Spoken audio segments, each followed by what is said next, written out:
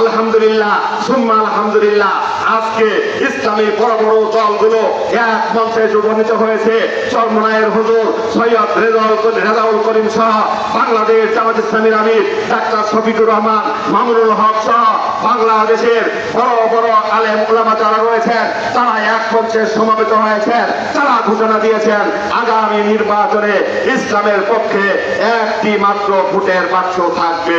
সেই ভোটের বাক্সের পক্ষে আপনারা কে কে আছেন একটু দেখতে চাই। সম্মানিত ভাই বন্ধুগণ,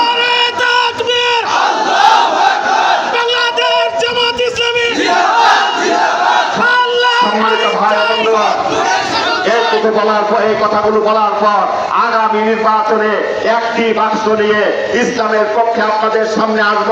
আমাদের বিপক্ষেও আপনাদের অনেক চেনা মুখ আসতে পারে, তারা আপনাদের কাছে এসে সুন্দর সুন্দর কথা বলবে।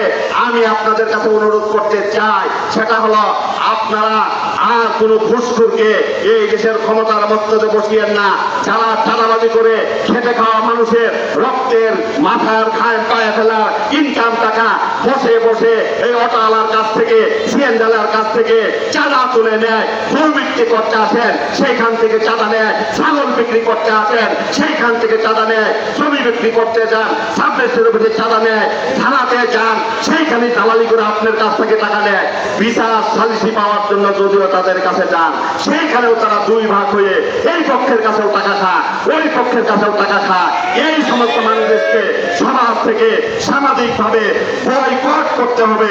আমরা যদি সামাজিক ভাবে এখনো তাদেরকে বয়কট না করি তাহলে আমাদের ভাগ্যের পরিবর্তন কখনোই হবে না।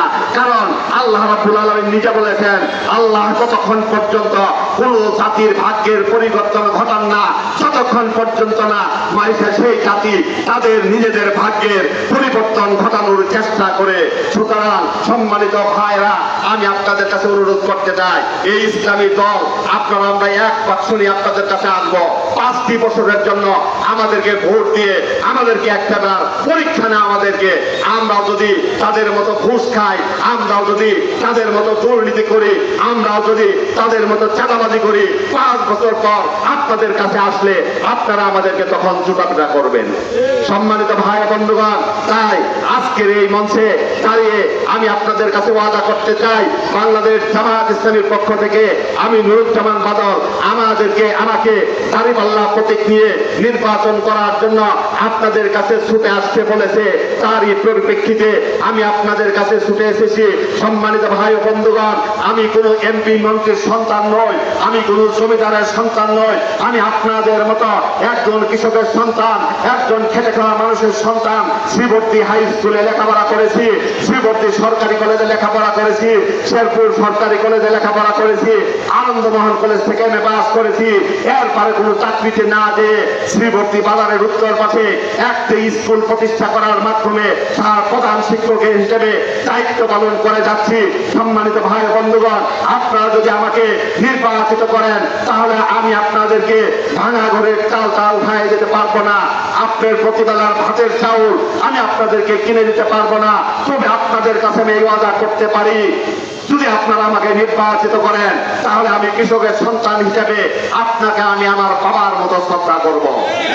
আমি একজন কৃষকের ভাই হিসাবে আপনাদেরকে আমার ভাইয়ের মতো শ্রদ্ধা করব।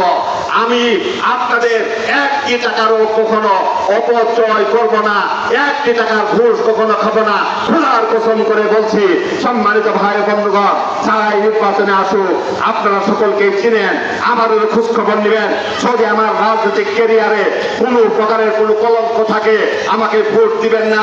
শ্রীবর্তীর একজন মানুষ যদি বলতে পারে 10টি টাকা কাউকে কখনো ঠকিয়েছি, কারোর সঙ্গে ভাওতাবাজি করেছি, কারোর সঙ্গে দালালি করেছি, থানায় যায় দালালি করেছি, ইউনো অফিসে দালালি করেছি, কারোর সঙ্গে বাটপারি করেছি, আমাকে ভোট দেওয়ার দরকার নাই।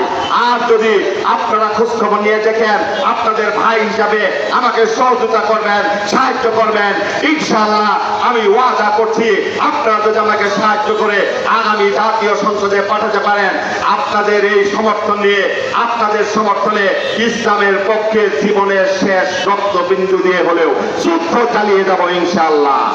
আপনাদের এই বিশ্বাসের মর্যাদা রাখবো ইনশাআল্লাহ। সম্মানিত ভাই বন্ধুগণ, অনেক কথা বলেছি, যারা ধৈর্য ধরে আমার এই কথা শুনেছেন, আমার কথায় যদি কেউ আঘাত পেয়ে থাকেন আল্লাহর হস্তে ক্ষমা করে দিবেন। আজকে ভেলিয়া ইউনিয়নের মানুষ, যে সমস্ত নেতৃবৃন্দ আজকের এই সমাবেশের আয়োজন করেছেন, সহযোগিতা করেছেন, সকলকে আন্তরিকভাবে ধন্যবাদ মোবারকবাদ জানিয়ে আবারও আগামী নির্বাচনে আমাকে সহযোগিতা করার আহ্বান জানিয়ে আপনাদের কাছে দোয়া চেয়ে আমি আমার সংক্ষিপ্ত কথা এখানে শেষ করছি। ওয়াখিরু দাওয়ানা আনিল হামদুলিল্লাহি রাব্বিল আলামিন। আসসালামু আলাইকুম ওয়া রাহমাতুল্লাহি ওয়া বারাকাতুহু।